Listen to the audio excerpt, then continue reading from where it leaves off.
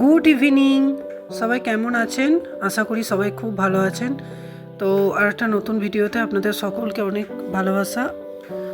তো এই যে আজকে আমাদের মানে ডিনার মেনু হচ্ছে পোলাও, মানে ইজি পোলাও রেসিপি। তো সেটাই আপনাদের সঙ্গে শেয়ার করছি। তো এই দেখুন, আমি আগেই নুন হলুদটা দিয়ে দিয়েছিলাম, তো তখন সেটা ভিডিওটা অন করা হয়নি। তো এই যে কাজু, তারপরেতে কিশমিশ, তারপরে গোটা গরম মশলা যেগুলো সব মানে লাগে সেগুলো সব জলে ভিজিয়ে রেখে দিয়েছিলাম। তো একসঙ্গেই সেগুলো সব দিয়ে পরে আমি মানে পোলাওয়ের চালটাকে বেশ ভালো করে মাখিয়ে নেব।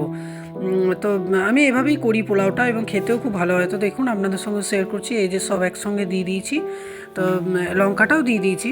তো একসঙ্গে সব মাখিয়ে নিচ্ছি। তো এইভাবে মাখিয়ে পরে কিছুক্ষণ মানে ঢাকনা দিয়ে রেখে দেবো আমি চালটাকে।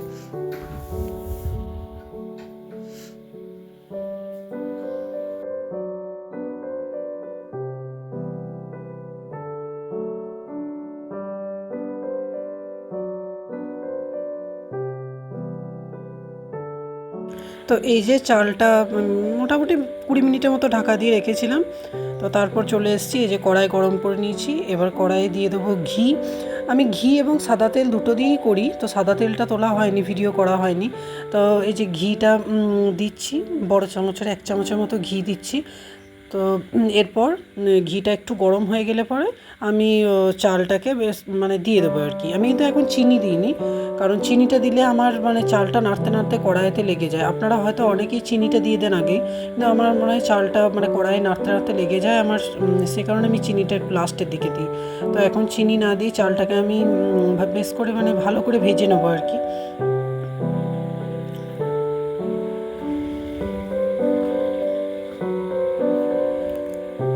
তো এই যে চালটা দেওয়া হয়ে গেছে, এবার চালটাকে ভেজে নেব।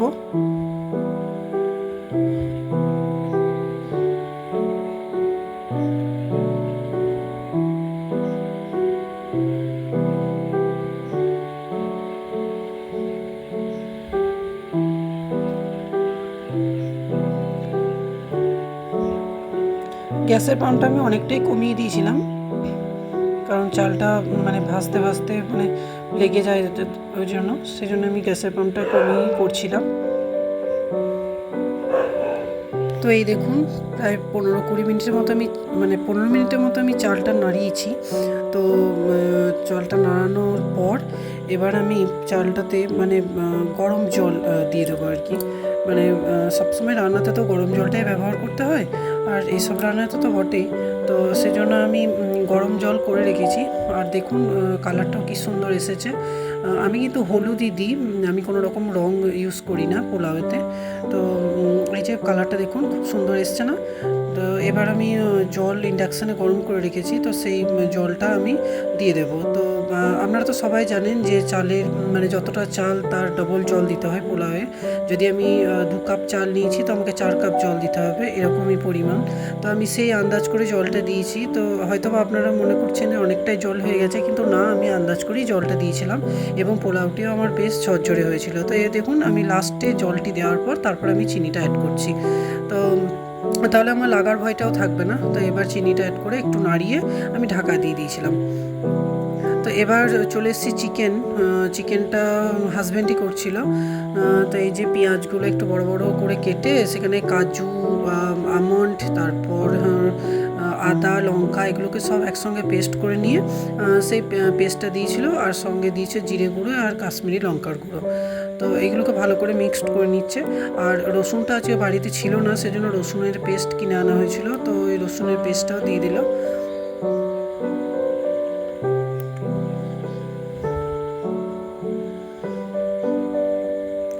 আর চিকেন কারি মশলাটা ছিল, চিকেন কারি মশলাটা দিল। এতে চিকেনের টেস্টটা আর ভালো হয় আমি দেখেছি, মানে কষা চিকেনের ক্ষেত্রে চিকেন কারি মশলাটা দিলে বেশ সুন্দর লাগে। তো এবার এই যে চিকেনটা দেওয়া হয়ে গেছে, মশলার সঙ্গে ভালো করে কষিয়ে নিচ্ছি। চিকেনটা আমি করিনি, চিকেনটা হাজব্যান্ডই করেছে। দেখুন চিকেনের কালারটা খুব সুন্দর এসেছে, এবং চিকেনটা খেতেও খুব টেস্টি হয়েছিল। তো এবার আমি ডিনার সার্ভ করে দিয়েছি। আর ডিনারটা আজকে পোলাও আর চিকেন কষা দিয়েই করবো আমরা। তো ভিডিওটাও আর বেশি বাড়ালাম না, এটুকুই আপনাদের সঙ্গে শেয়ার করা ছিল, আপনাদেরকেও দেখালাম।